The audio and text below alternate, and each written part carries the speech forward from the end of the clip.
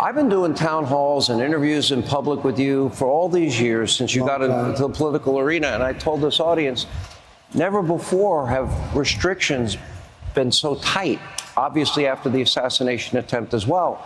And Director Wray said the threat level has never been this bad. He said it 5 consecutive times before Congress. What is going on? Well, it's a sick and angry world for a lot of reasons. And we're going to make it better. We're going to heal our world. We're going to get rid of all these wars that are starting all over the place because of incompetent American leadership. And we're going to make it better. You know, Viktor Orban made a statement. They said, bring Trump back and we won't have any problems. He was very strong about that. So we're going to hopefully do very well. We have an election coming up, and actually, you know, they keep saying 60, but it starts in Delaware and North Carolina and other places a lot sooner than that. So we're going to be, I think we're going to be very well set up to do a great job. And do we love Pennsylvania? Do we love it? I will never get over the Viktor Orban mention. Dude, it's such a funny thing to say. It's his version of like, we did NATO. Like, I know that like the Republican Party through its like media apparatus has done a ton to hype up Viktor Orban, right? Like, he's a known entity. He's not like some rando. But even then, incredibly funny to just be like there is no, like, the equivalent would be, like I said, Joe Biden talking about like the leadership of Estonia. Like, who gives about Viktor Orban, man? You are benefiting him more than you are benefiting your campaign every time you mention him. Viktor Orban said I'm great. Let me ask you.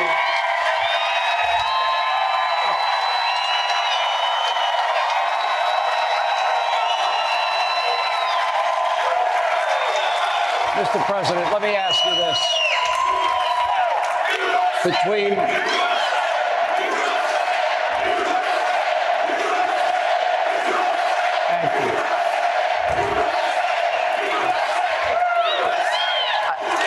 This is a very tough interview. Hey, Sean Hannity here. Hey, click here to subscribe to Fox News YouTube page and catch our hottest interviews and most. So we have all of this. Now, let me talk about, in 6 days, you will have probably your only opportunity to debate Kamala Harris. Yeah. Chatter, shut the fuck up. I already ran the ad break. If I vote instead of George Stephanopoulos' network that I get to moderate the debate. Just saying. Okay. But I have ABC to say, though, is not. John, ABC is the worst network in terms of fairness. They had a poll where I was 17 points down a couple of days prior to the election. I was 17 points down in Wisconsin. And they do that so people don't vote because, you know, hey, I love Trump, but he's 17 points down. I'm not going to go out and vote. I was 17 points down and I won. And I called the best pollster. I said, why wouldn't they say 5 or 4 or 3? Because at 3, you go and vote. At 17, your people say, I want to vote, but, you know, I'm busy. I have other things to do. Let's go see a movie and we'll watch the results later. They are the most dishonest network, the meanest, the nastiest, but that was what I was presented with. I was presented with ABC, George Slopadopoulos, you know who he is. And he's a nasty guy. And yet, he's a nasty guy. I've had him up to here. But let me tell you, he's a very, very bad. Dude, the Barbus are quaking right now. I'm sorry. He's got every Deborah in the building so goddamn wet. I just heard them. They're going feral. Look. Yet, he's a nasty guy. I've had him up to here. But let me tell you, he's a... I love you, Mr. President. I want you to carve out my Barbus. Marry me, Mr. President. Wow! very, very bad kind of a guy, but I watched his interview of Joe Biden. It was like the softest interview I've ever seen. It was softer than the CNN interview of Kamala. So, but they're very nasty. And I think a lot of people are going to be watching to see how nasty they are, how unfair they are. I agreed to do it because they wouldn't do any other network. The other thing is, her best friend is the head of the network. Her husband's best friend is married to the head of the network.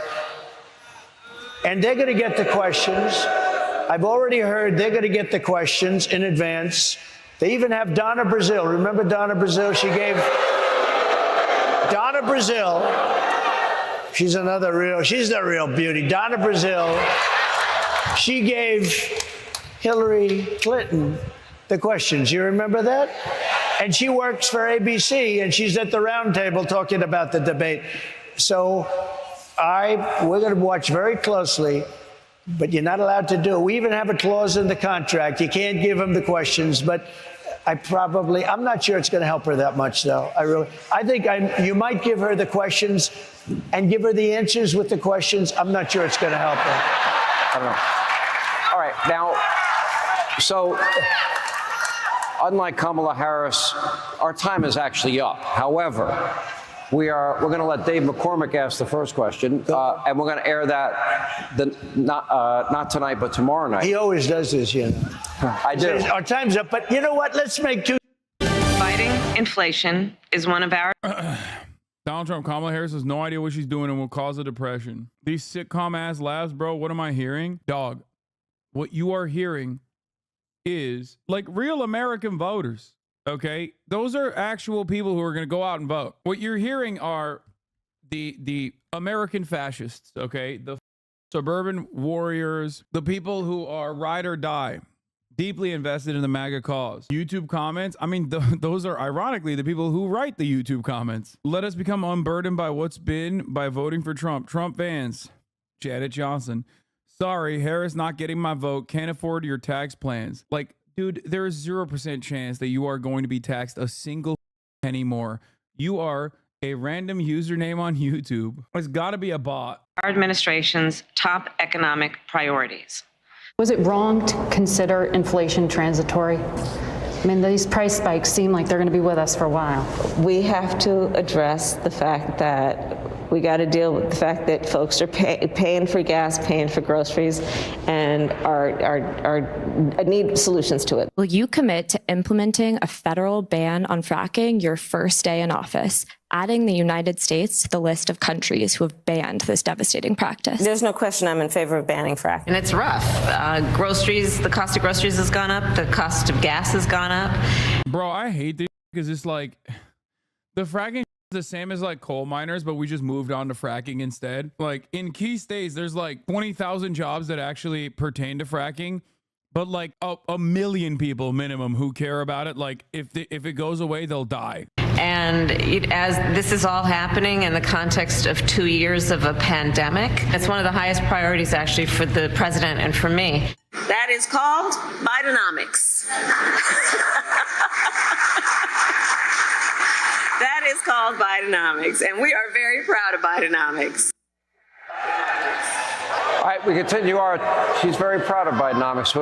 In Harrisburg, Pennsylvania, that was Kamala Harris touting her pretty radical beliefs on the economy in her own words. According to Kamala, her values have not changed. We don't know where she stands because she's only done an interview for 16 minutes and 29 seconds spoken. So on the issue of the economy, just how many of you in this room, and you can all close your eyes so you're not looking at your neighbor, have struggled economically in the last number of years? Wow. Wow. It's actually not that bad because, you know, conservatives for the most part are wealthier than Democrats on average. So, you know, I love that they're not even lying. Wow. And when I started my adult life, I struggled to pay my rent. You know my jobs. I've listed them 100 times, working in the service industry and bartending and cooking and washing dishes and construction. Not McDonald's. That was a lie. And I By the way, she didn't work at McDonald's, right? She did not. Well, there's no evidence of it. Did she so far. work at McDonald's? Because so far, no evidence. I don't think so, based on what I saw. Here's my question.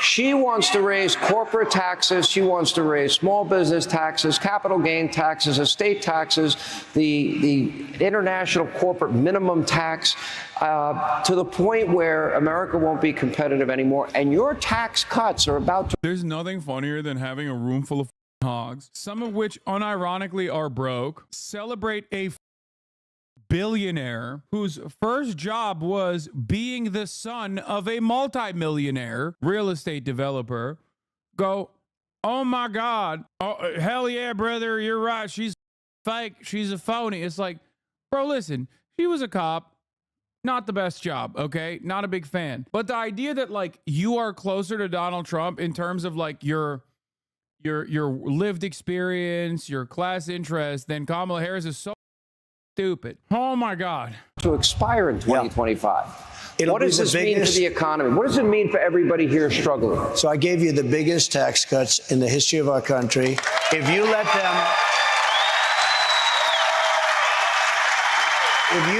the Trump tax cuts expire, which she wants to do, she wants to terminate them. If you do that, you will suffer the biggest tax increase in history. There's never been a tax increase like it. Wait, dog, you did that. No, that's his tax cuts that are slated to expire. Dog, oh my God. You at the time thought you would be a two-term president. You were wrong. And you literally wrote the tax proposal in a way that all of those people in that room would actually get tax hikes by 2025, except for the 1%. The top tax bracket and the corporate tax rate is permanent. Every other tax rate beyond it is not. It is slated to sunset. Problem is, he wrote it like that. God, I hate how stupid Americans are. I get really mad about the Democrats in general because like they're so close in their policies, in the hurt that they contribute to the Republican Party. But god damn, the moment that I see a room full of hogs, I literally turn into a JD Pond for permanent first world. Like nothing immediately snaps me out of like wanting to take care of our fellow man by just like hearing a bunch of cackling hyenas in a goddamn room advocate against their best interest, like their immediate best interest. It makes me so mad, dude. Like, hey, Hasan, have you tried not complaining? Good one, dude. You did it. Good one. I'm a political commentator, dude. This is what I'm doing, okay? I'm serious. Like, it just, all of the complaints does not equal commentary. Anytime someone says something, anytime someone in the chat says the dumbest thing you've ever heard, there is going to be a dumber that goes, exactly. That guy is right. No matter what. Very, very frustrating stuff to see like a bunch of modern American fascists just sitting around in a room and being like, hell yeah, Mr. President, I don't want my taxes to be increases. Like, it did. Okay, it did. My first chat, he calls me out, typical cringe. Yeah, well, don't say something cringe then, the good man Jack. On top of which, she wants to add a lot of tax. This country will end up, and I've said this a lot, and I mean it. This country will end up in a depression if she becomes president, like 1929. This will be a 1929 depression. She has no idea what the hell she's doing. What if unrealized capital gains taxes were implemented? What would she that wants do? to do that. This is where you have something, you don't even know what the value is.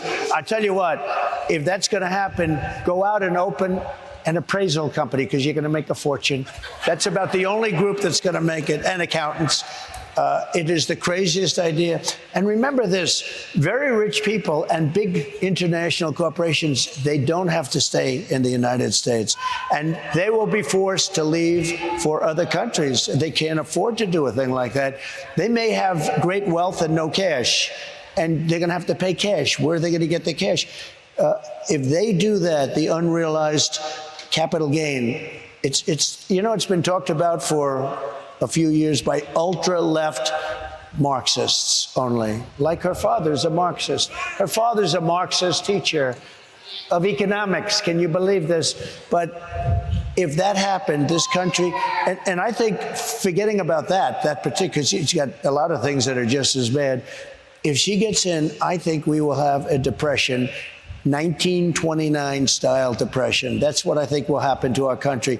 Already they've set us on a path. What about price gauging, as she calls it, or gouging? Well, she called it gauging. And what if they implement that and then price controls? Yeah. That's been tried in many times. The former Soviet Union, Venezuela, even in this country in the 70s, it was a disaster. Yeah, every time it's been tried, no matter over hundreds of years, not just over hundreds of years, price controls, you end up with no product, you end up with massive inflation, and you end up with the destruction of a country. How does this impact? How do high interest rates impact? How does inflation? Communist Richard Milhouse Nixon, just so you remember. You need to remember something. Did you see the shooter's mugshot? No. You need to remember something. This mother said this. What's really funny about it is currently polling at 83%. Can impact everybody that's here. Well, they can't buy a home. They can't do anything. Your business is stopped up. You can't borrow money. And by the way, I had interest rates at 2%. Now they're 10%, but you can't get the money. You can't get the money. There's no money available.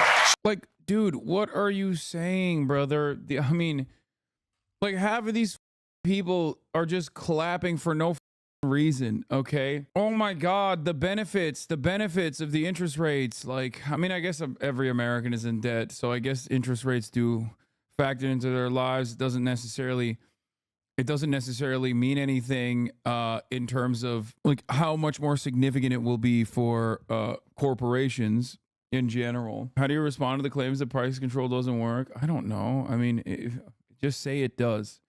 It's not even price control. We already have price control. I hate this conversation. The United States of America has price control, okay? Anybody that says it doesn't does not know how agribusiness works. Oh, we literally have price control in the form of subsidies, and it still doesn't matter. Like, they still farm it out regardless. So 10% is right. You know, if you can't get the money, 10% is not the right number. It's got to be much more than that. You can't borrow money to buy a house now. Hey, Sean Hannity here. Hey, click here to subscribe. No. We did a good campaign, but the next time we had something special. We could talk about what we did, but we never could imagine we'd have borders where 20 million people have poured into our country. Many criminals from all over the world are coming into our country. They're coming from jails, from not just South America. I understand why corporations can't leave the U.S., but why can't super wealthy individuals with their money? I don't know if you know this, but we're the goddamn United States of America. You do realize there's a ton of things that the American government could do that just refuses to do it outright, okay? And I'm not talking about like the tax havens that already exist within the United States of America. I'm talking like, oh, I'm sorry. Are you taking your money away? Are you taking your assets away, dude? They saying on X that Al Jazeera was paying you on the low. Next time, watch out before you come for the beanie club. Al Jazeera was paying me on the low. I wish, dude. I wish, dog. I don't know if these guys understand this or not, but no, I'm not being paid by Al Jazeera. I wish I was, and I would stand by that decision regardless, because they do phenomenal work in terms of covering the genocide in Gaza. Anyway, back to it. America from all over the world. They're coming in at levels that no. He's joking. No, I know. I did work for a company that turned into Al Jazeera. I mean, Al Gore literally sold current media to Al Jazeera, like the TV channel. And a lot of the employees, many of which were my coworkers, then ended up working for Al Jazeera Plus and AJ America. It's also a very good company in general. I'm a straight up fan. Nobody's ever seen. They're coming. Just don't ask him about, Qatar related politics. From prisons. They're allowing prisoners to come out of all countries. They had almost 180 countries represented over the last number of months. 180. Most people don't. Anyway, we were talking about, by the way, that was Connor. He was joking. But the thing that I was going to talk about is like, we are the American government. Okay. We are the American government. The reality of the matter is there are many different ways that you can force motherfuckers to pay their taxes, okay? Strip them of their assets, seize it, arrest them for tax evasion. Stop trying to get me to vote for Kamala. Definitely a top 10 use of the without evidence crutch. Former President Donald Trump, in a speech Thursday to Jewish Republicans, repeatedly denigrated Jewish Americans who vote for Democrats and warned without evidence that Israel will no longer exist if Vice President Kamala Harris becomes president. Oh. Kamala Harris will dismantle the Zionist entity piece by piece. You can say bye-bye to the apartheid. That's what they're calling it, folks. I've learned a lot. Couldn't the government just say we're going to sanction you if you try to evade your taxes and engage in capital flight? Yes. You said you would get a tour bus to door knock for Harris, right? I did say that, except Kamala Harris did not say that. If she did, I would. I don't know that you have that many countries.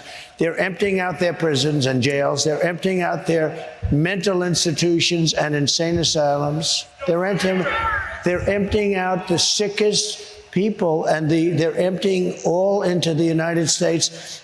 And you said it better than anybody. More terrorists have come into the United States in the last 3 years than I think probably 50 years. There's never been anything like it. These people are so bad. They're so dangerous. What they've done to our country is they're destroying our country, and we can't let this happen. If they won, you'd have not 20 million, you'll have 100 million people. You won't have Social Security, you won't have Medicare, you won't have anything already. If you take a look at the numbers, they're filling up and loading up Social Security, Medicare with illegal immigrants that have come into our country, many of them from jails and many of them from very bad places. And we're not going to destroy our country, Sean.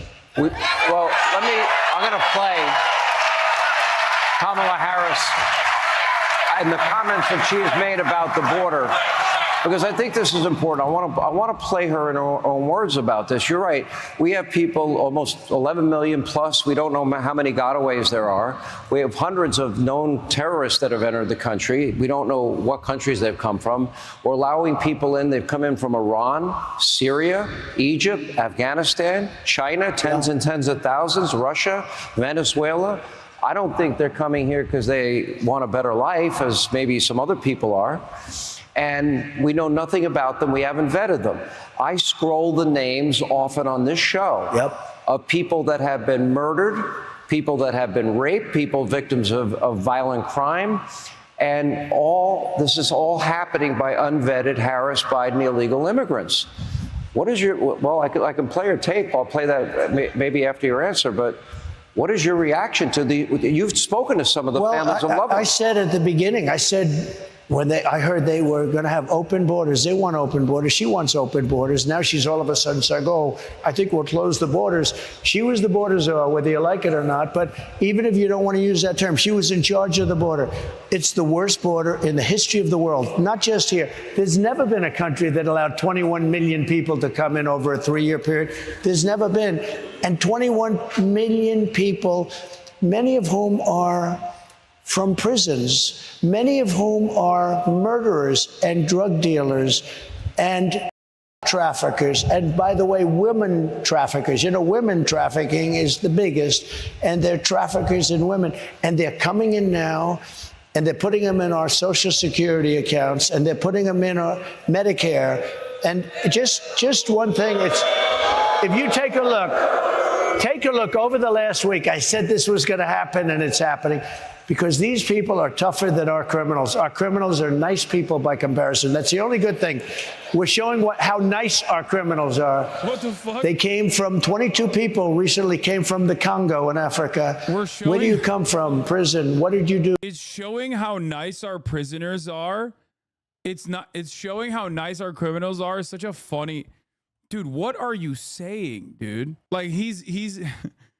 Dude, he literally is just like two things. One, also Jason from Vancouver, thank you for the 5 gifted subs. 2 things. One, I do legitimately now believe firmly that when he says asylum seekers, I think he means like insane asylum. And two, I also think he meant like when he talked about like black jobs, he was being a racist. He was like talking about crime. He's like, they're coming to steal the black jobs, which I believe are crimes, criminal jobs. They're stealing jobs from our domestic criminals. Okay, I think that's what he's talking about, straight up. We refuse to say we're letting everybody in. We're letting everybody in.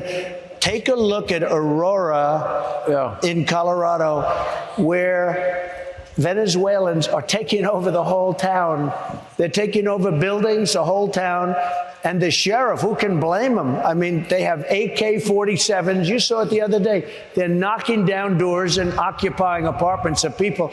The people are petrified, and it's getting... By the way, as I called it yesterday or 2 days ago, when I actually covered the Aurora situation, when I talked about the misinformation, and I was right. That YouTube video, it's an incredibly viral story. An incredibly viral story. 84,000 views. Ain't nobody wants to hear the truth.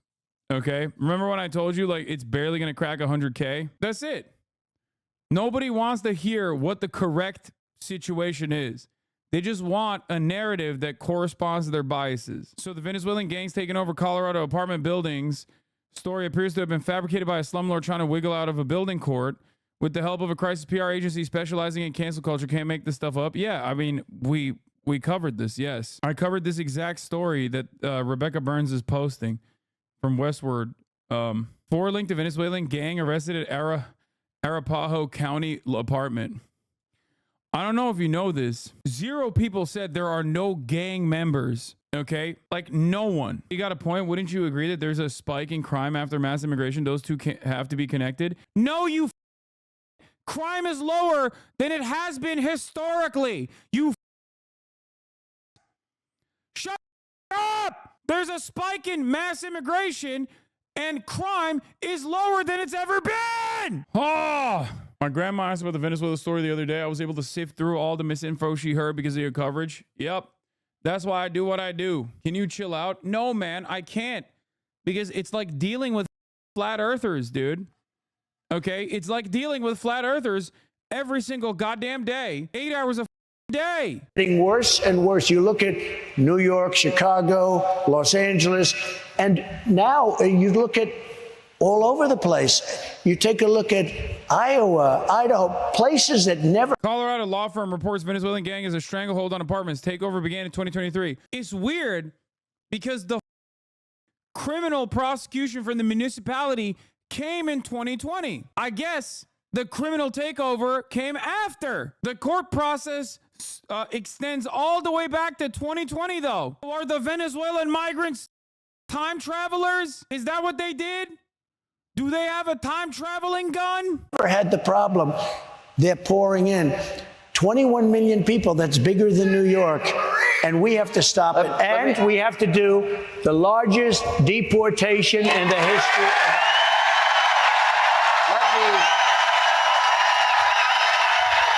Hey, Sean Hannity here. Hey, click here. Now, you just... It's crazy because it's just completely made up. The crime narrative being tacked on to migrants is a complete fabrication. Complete fabrication. And when there's no actual counter narrative that literally explains the truth, you have a whole bunch of dudes cackling for mass deportation and concentration camps. And the Democrats are like, we'll just do concentration camp light. Heard Kamala Harris, our country's failed borders are talking about... Oh my God. Okay.